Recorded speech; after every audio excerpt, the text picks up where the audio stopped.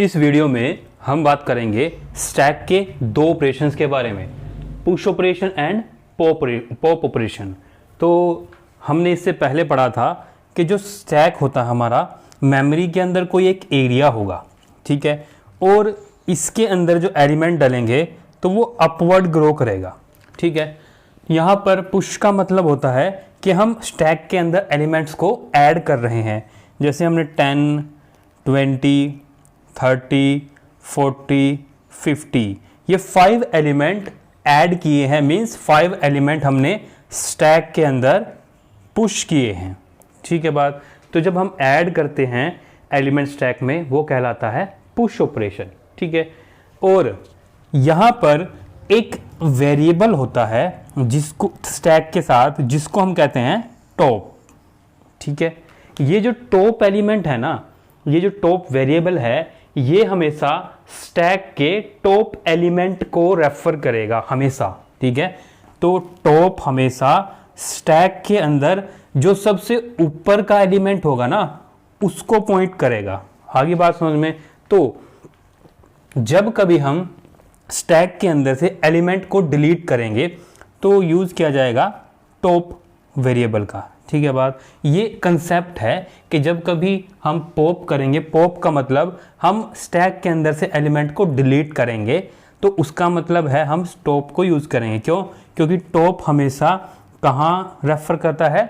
सबसे top element को। और हमने कहा था कि जब स्टैक में एलिमेंट डलेंगे, ठीक है, टॉप पर ही डलेगा, ठीक है। तो क्या होगा, क्योंकि जैसे ये स्टैक है, ठीक है, अभी मान लो ये एम्प्टी स्टैक है, ठीक है, इसमें एलिमेंट डला तो सबसे पहले यही एलिमेंट है, तो टॉप की वैल्यू यही है, ठीक है। तो इसमें एक और एलिमेंट डला, अब टॉप की वैल्यू ये हो गई 30, फिर टॉप की वैल्यू ये हो गई, मतलब ये पहला एलिमेंट, ये दूसरा, ये तीसरा। पहले टॉप की वैल्यू 1 थी, फिर टॉप की वैल्यू 2 हुई, फिर टॉप की वैल्यू थर्ड एलिमेंट हुई। तो ये जो हमेशा टॉप एलिमेंट को रेफर करेगा और पॉप करते वक्त इसका इस्तेमाल होगा। तो पॉप का मतलब हमें यहाँ से एलिमेंट्स को डिलीट करना है, ठीक है। तो जब हम इस एलिमेंट को डिलीट करेंगे तो अब टॉप किसको रेफर करेगा? 40 को, ठीक है। जब 40 यहाँ से डिलीट हो गया तो अब टॉप रेफर करेगा 30 को, ठीक है। तो ये है पुश और पॉप ऑपरेशन। तो जब हम पुश या पॉप करते हैं स्टैक के अंदर, यहाँ पर दो कंसेप्ट सामने आते हैं। एक आता है ओवरफ्लो, एक आता है अंडरफ्लो। ओवरफ्लो का मतलब हम जब इनिशियली चलते हैं तो स्टैक की कोई, अगर हम लिमिट लेके चलें कि हमारे स्टैक के अंदर मान लो 10 एलिमेंट होंगे या 20 एलिमेंट होंगे, अगर हम लिमिट लेके चलते हैं कि हमने अपने स्टैक में सिर्फ या तो 10 एलिमेंट डालने हैं या 20 एलिमेंट डालने हैं। जैसे यहाँ अगर हम बात करें कि हमारे स्टैक की लिमिट है 5 एलिमेंट्स की, ठीक है, कि हमारे स्टैक के अंदर 5 एलिमेंट आ सकते हैं, ठीक है, ये हमने लिमिट सेट कर दी। तो उस केस में क्या होगा कि जब हम ये 5 एलिमेंट आ गए, जब हम छठा एलिमेंट पुश करने की कोशिश करेंगे तो यहाँ पर लिमिट है 5, लेकिन हम डाल रहे हैं छठा एलिमेंट, तो अब उस केस में क्या हो जाएगा? ओवरफ्लो, कि हमारे स्टैक की लिमिट 5 एलिमेंट की थी और हम 6th एलिमेंट डाल रहे हैं, तो ये क्या है? ओवरफ्लो है, ठीक है। तो जब हम लिमिट सेट करेंगे तो उस केस में अगर पुश करते हैं लिमिट से ज़्यादा एलिमेंट तो वो हो जाएगा ओवरफ्लो। लेकिन अगर हम लिमिट ही नहीं सेट करेंगे तो वहाँ पर ओवरफ्लो का कंसेप्ट ही नहीं है, ठीक है बात। तो अब आता है अंडरफ्लो। अंडरफ्लो का मतलब है, मान लो हमने यहाँ पर 50 डिलीट किया, 40 डिलीट किया, मतलब कि डिलीट करने का मतलब पॉप, हम क्या कर रहे हैं? एलिमेंट्स को पॉप कर रहे हैं। पहले 50 पॉप किया, फिर 40, फिर 30, फिर 20, फिर 10, फिर अब क्या हो गया? स्टैक खाली हो गया ना। तो अगर हम खाली स्टैक के अंदर पॉप करना की कोशिश करेंगे, मीन्स डिलीट करने की कोशिश करेंगे एलिमेंट को, वो आ जाएगा अंडरफ्लो, कि हमारा स्टैक तो खाली है और हम डिलीट करने की कोशिश कर रहे हैं या पॉप करने की कोशिश कर रहे हैं, स्टैक खाली है, तो वो कहलाएगा अंडरफ्लो, ठीक है। अगर लिमिट सेट करते हैं, उस लिमिट से ज़्यादा एलिमेंट डालेंगे तो ओवरफ्लो, पुश के केस में। अगर स्टैक खाली है, वहां से एलिमेंट पॉप करते हैं या डिलीट करते हैं, वो कहलाता है अंडरफ्लो। तो यहां पर ये पुश और पॉप की पाइथन के अंदर इम्प्लीमेंट कैसे होगी ये भी है, तो आपके सिलेबस में है कि स्टैक की इम्प्लीमेंटेशन पाइथन के अंदर कैसे होगी।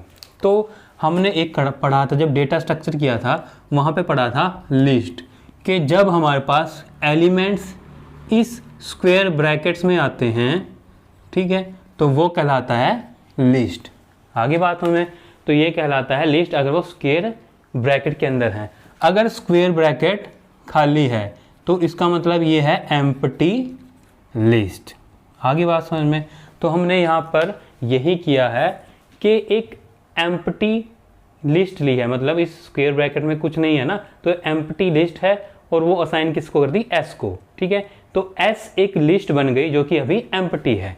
यहाँ पर एक सी वेरिएबल लिया, उसमें वाई वैल्यू डाल दी, वाई स्ट्रिंग डाल दी, ठीक है। फिर हमने लगाया वाइल लूप, फिर हमने लिखा सी इक्वल्स टू वाई, के जब तक सी की वैल्यू सी की वैल्यू वाई रहेगी तब तक ये वाइल लूप चलता रहेगा, ठीक है। और हमने ये भी पढ़ा था ना इंडेंट, कि हमेशा while loop, for loop, if else, while से वो मतलब कि जो वाइल है या फॉर है, इफ एल्स है, उससे आगे जाके स्टेटमेंट स्टार्ट होंगी, तो ये इंडेंट होता है, ठीक। हमने कहा प्रिंट 1 फॉर पुश, कि अगर हमें एलिमेंट पुश करने हैं तो 1 प्रेस करो। फिर कहा प्रिंट 2, अगर हमें पॉप करना है तो हम 2 प्रेस करेंगे, ठीक है। और यहाँ पर हमने क्या करा, एक वैल्यू लिया चॉइस, हमने लिखा इनपुट एंटर चॉइस, ये हमें एक स्ट्रिंग देगा, उस स्ट्रिंग को हमने इंटीजर में कन्वर्ट किया, वो वैल्यू हमने दी थी चॉइस को। अब ये आ गया इफ चॉइस इक्वल टू 1, जो हमने यहाँ पर वैल्यू डाली अगर वो 1 है, ठीक है, तो ये यहाँ आ जाएगा, ठीक है। इफ कंडीशन के अंदर यहाँ पर क्या लिखा है, a input equal to enter element, यहाँ पर एक स्टेटमेंट है कि एलिमेंट एंटर करो, जो कीबोर्ड से एलिमेंट एंटर होगा वो एस में आ जाएगा। हमने लिखा एस डॉट अपेंड, तो हमारे पास लिस्ट का एक इनबिल्ट फंक्शन है अपेंड, ठीक है।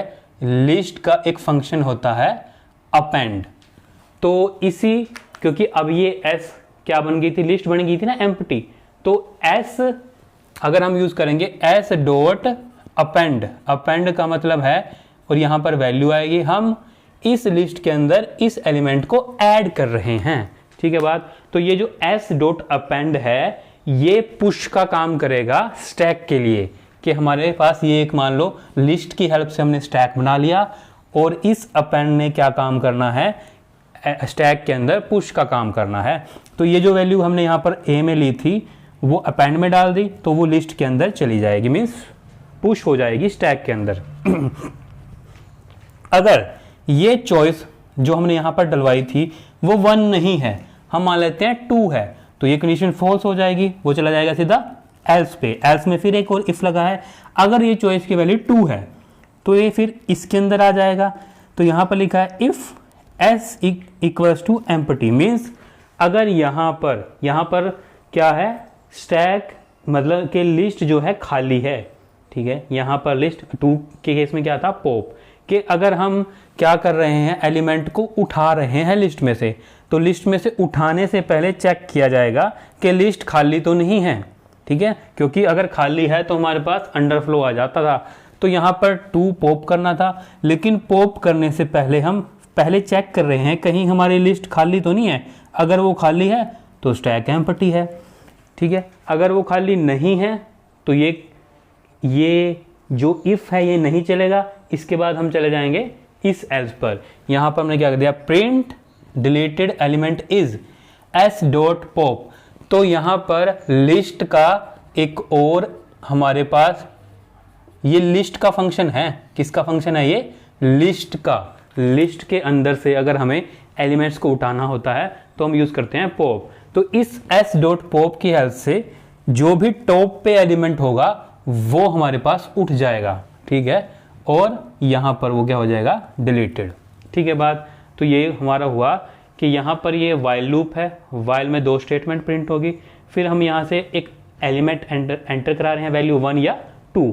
अगर 1 प्रिंट हमने 1 वैल्यू डाली तो ये इफ कंडीशन चल जाएगी, यहाँ पर एंटर हो जाएगा एलिमेंट, मतलब पुश हो जाएगा स्टैक में। अगर ये वैल्यू 1 नहीं है तो ये फेल्स, यहाँ आ जाएगा एल्स पे। अगर ये चॉइस की वैल्यू 2 हुई तो ये पहले चेक होगा लिस्ट खाली है या नहीं, ठीक है। अगर ये खाली नहीं है तो सीधा एल्स में आ गया, वहाँ पे डिलीट हो गया, ठीक है। और ये इसके बाद एक और एल्स लगा है, ये एल्स जो लगा है वो लगा है हमारे पास कहाँ के, ये वाला, इसके बाद ये था ना, ये जो इफ़ था ये तो इसके अंदर है, ठीक है, लेकिन इस इफ़ का एल्स रहता है वो है ये जो होता है नेस्टेड इफ एल्स, कि एक इफ एल्स के अंदर एक और इफ। ये जो एल्स इफ है ना, अगर ये ट्रू हो जाती थी तो यहाँ अंदर आ गया था, ठीक है, अगर ये कंडीशन ट्रू हुई थी तो यहाँ अंदर आ गया था। अगर ये फेल हो जाती तो ये वाला भी ना चलता, ये वाला भी ना चलता, ये डायरेक्ट यहाँ पर आ जाता। मीन्स 1 भी नहीं थी, ये भी फेल हो गया, यहाँ पर 2 भी नहीं थी चॉइस, ये भी फेल हो गया, फिर आ गया यहाँ पर सीधा, यहाँ पर प्रिंट कर दिया रॉन्ग चॉइस, के यहाँ पर ना तो आपने 1 एंटर किया है ना ही 2 एंटर किया है, इसके अलावा ही आपने कोई नंबर एंटर किया है, तो रॉन्ग चॉइस। तो यहाँ से फिर इसके बाद एक स्टेटमेंट आ गई, C equals to input, do you want to continue और नॉट। हमने कहा था कंटिन्यू करने के लिए आपको y दबाना है, मीन्स ये वाइल लूप यहाँ पर ख़त्म नहीं होगा। अगर आप यहाँ पर y डाल देते हो तो फिर से वाइल लूप पे जाएगा, कंडीशन ट्रू होगी, फिर से ये सारा कुछ चलेगा। अगर आप यहीं पर y की जगह n डाल देते हो तो वहाँ यहाँ तो जाएगा लेकिन कंडीशन फेल हो जाएगी, कोई अब c की वैल्यू क्या होगी, n हो गई, n तो y के बराबर नहीं है, ठीक है, फेल हो जाएगा और बाहर आ जाएगा। इस तरह से ये हम पाइथन के अंदर आपके पास पुश और पॉप को यूज़ कर सकते हैं, ठीक है बात। तो आपको याद रखना है कि हमारे पास स्टैक के साथ है पुश, पॉप और टॉप। टॉप एलिमेंट हमेशा टॉप एलिमेंट्स को ही रेफर करेगा, ठीक है। तो अगर हमने लिमिट सेट की है, जैसे यहाँ पर तो ये लिस्ट थी, लिस्ट में तो लिमिट सेट नहीं है ना, तो इसीलिए हमने जब पुश कर रहे थे ओवरफ्लो को चेक ही नहीं किया। अगर यहाँ पर लिमिट सेट करते हैं तभी हम ओवरफ्लो के लिए चेक करेंगे, लेकिन एम्प्टी अगर है उसके लिए तो हम चेक करेंगे डेफिनेटली, ठीक है बात। तो यहाँ पर हमारे पास ओवरफ्लो पुश के केस में, अंडरफ्लो पॉप के केस में, ठीक है बात। और स्टैक को हम कहते हैं लास्ट इन फर्स्ट आउट या फिर फर्स्ट इन लास्ट आउट। ये हमारे पास स्टैक के साथ अटैच है, तो इसी पर हमारे पास क्वेश्चन बन सकते हैं स्टैक के अंदर, ठीक है। अगर वीडियो अच्छी लगी है, पसंद आए तो प्लीज़ चैनल को सब्सक्राइब करें, वीडियो को लाइक करें, बेल आइकन को दबाएं। अगर आपको बुक चाहिए CUT कंप्यूटर साइंस के लिए डिस्क्रिप्शन में लिंक है, वहाँ से जाके परचेज कर सकते हैं। धन्यवाद।